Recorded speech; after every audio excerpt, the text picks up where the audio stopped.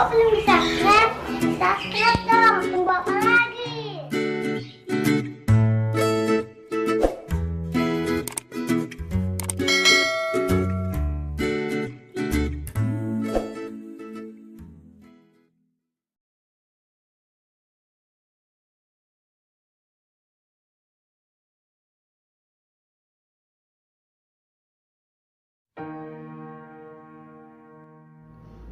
Orang terlatih di arena. Bab 189.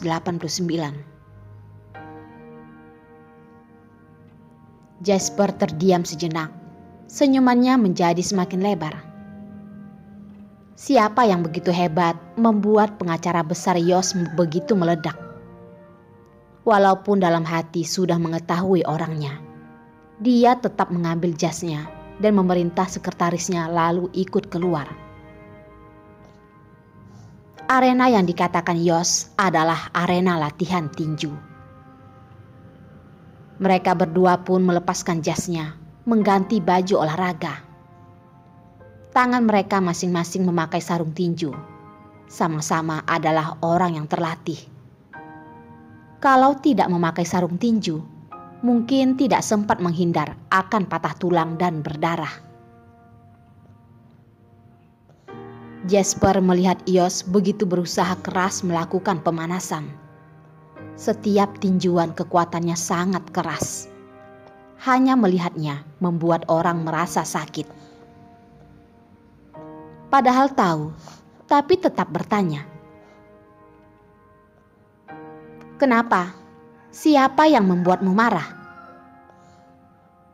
Yos dengan dingin melihatnya, lanjut meninju. Tidak ada alasan. Sepertinya dia hanya ingin melampiaskan saja. Jangan melihatku seperti ini. Aku sudah mengorbankan nyawaku untuk menemanimu. Kamu masih tidak mau membeberkan sedikit informasi. Jasper ikut menggerakkan lehernya dan meluruskan kakinya. Melawan Yos, dia tidak berani santai. Kalau menerima pukulannya yang diikuti dengan emosi, mungkin wajahnya yang tampan ini tidak akan aman. Yos berhenti melakukan gerakan pemanasan, berjalan ke tengah arena.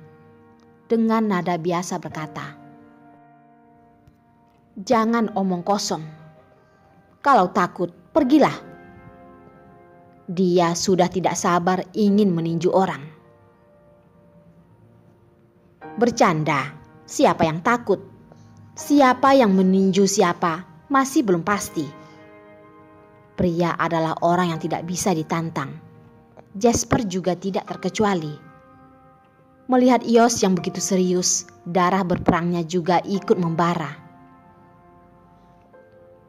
Mereka berdua berjalan ke tengah, saling menyentuh tinju, sebagai tanda saling menghormati di arena. Jasper sudah tidak sabar ingin melemparkan tinjunya. Sebuah tinju kiri mengenai bagian mata Yos. Kekuatan itu sama sekali tidak sungkan. Kepala Yos menyamping, dengan mudah menghindarinya. Tubuh yang kekar sedikit menunduk. Satu tinju langsung mengarah ke arah Jasper. Jasper juga menghindar. Dalam hati merasa untung saja. Kalau sempat dipukul Yos, tulangnya paling tidak akan patah dua. Dia membalas sambil mengatur napasnya dan berkata, "Yos, perlukah kamu begitu berusaha keras?" Tatapan Yos yang dingin sama sekali tidak ada reaksi. Setelah tinjuan, rambut di depan dahinya pun basah. Jangankan keringat di tubuhnya, sudah seperti aliran sungai. Tidak berhenti mengalir ke tubuhnya yang putih. Dua pria yang hormonnya sedang membara sudah bertinju belasan set. Napas Jasper sudah sesak. Napas Yos masih begitu stabil seperti tadi. Dia pun merasa belakangan ini dia kurang latihan. Kalau tidak, juga tidak akan ditekan oleh Yos. Setelah setengah jam, walaupun mereka berdua sama-sama memakai sarung tinju, tubuh mereka lebih kurang juga ada luka. Jasper berhasil lolos dari pukulan dan bersandar di sandaran pelindung dengan sesak bernapas. Sudah, sesuai dengan caramu ini. Besok aku tidak perlu ke kantor lagi. Yos dengan tatapan dingin melihat ke arah Jasper beberapa detik. Dengan wajah tanpa ekspresi, melepaskan sarung tinjunya dan membuangnya ke lantai. Tidak memperdulikan Jasper dan turun dari arena. Kamu mau pergi kemana? Jasper melihat Yos pergi, dia pun bertanya. Mandi. Yos sama sekali tidak memalingkan kepala dan berkata, sudah mengeluarkan keringat begitu banyak, tentu saja pergi mandi. Jasper barusan tersenyum dan langsung mendesah. Yos, pukulanmu sudah terlalu kuat. Ternyata setelah selesai mandi, Jasper melihat pria di dalam cermin penuh dengan luka yang berdarah. Sudut bibirnya buram. Selain rasa sakit dari tubuhnya, bagian lain tidak begitu terasa. Dia melihat sejenak teman baiknya yang sudah selesai berganti pakaian. Wajahnya tidak ada bekas luka yang jelas, tapi dia tahu kalau Yos juga tidak lebih baik banyak darinya. Yos yang berada di arena terus menyerang dan tidak melindungi diri. Pasti juga banyak dipukul. Tapi kekuatan yang begitu kuat itu benar-benar sudah mengejutkannya. Darlene sudah membuatnya seberapa marah hingga membuatnya seperti ini. Yos, seharusnya kamu berterima kasih padaku karena tidak memukul wajahmu. Dia tahu beberapa hari lagi Yos harus menghadiri pengadilan. Kalau ada luka di wajahnya akan sangat jelek. Dia masih memikirkan hubungan persahabatannya. Kenapa tidak bilang kalau kasus ini menang, kamu akan mendapatkan berapa banyak uang? Yos sama sekali tidak sungkan. Kalau bukan karena Jasper, tidak peduli dia memberikan berapa banyak uang, Yos juga tidak pasti akan menerimanya. Tidak karena hal lain, hanya karena latar belakang yang bersangkutan sangat rumit. Kalau tidak memahami dengan jelas, mungkin saja akan melibatkan dirinya ke dalam. Jasper tidak hanya tidak marah, masih tersenyum dan berkata, Yos, kamu mana boleh berkata seperti itu? Bukankah kita sama-sama mendapatkan keuntungan dan aku percaya dengan kemampuanmu? Yos mendengus dan tidak menjawab. Jasper mengambil handuk, mengelap rambutnya dan berkata, Yos, kamu juga sudah melampiaskan.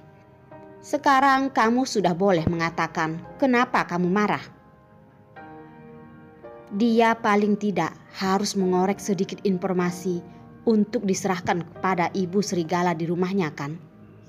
Setiap kali mendekat pasti untuk mendapatkan informasi darinya. Kalau tidak, pasti akan cepat-cepat bersembunyi, walaupun merasa sangat sedih. Tapi siapa yang menyuruhnya begitu menyukai gadis itu? Sesuai dengan ucapannya, ini adalah hal menarik di antara mereka berdua. Orang luar tidak akan mengerti. Sejak kapan kamu menjadi begitu cerewet?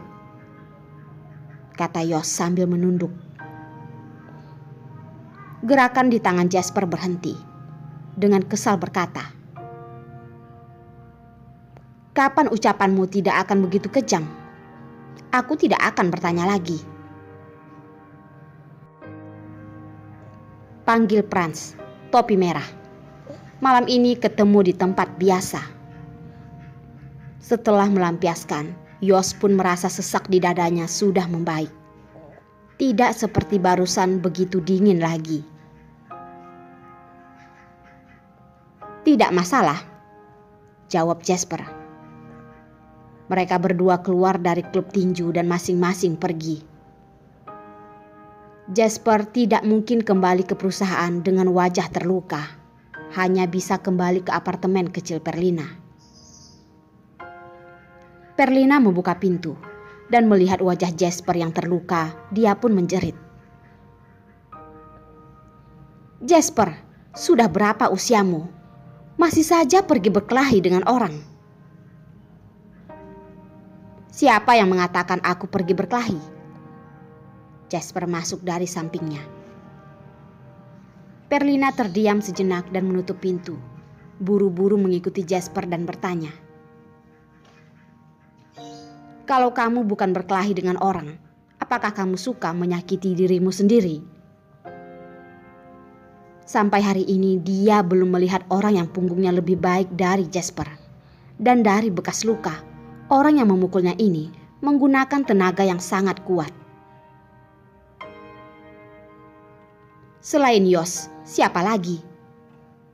Jasper tiba-tiba menghentikan langkah kakinya.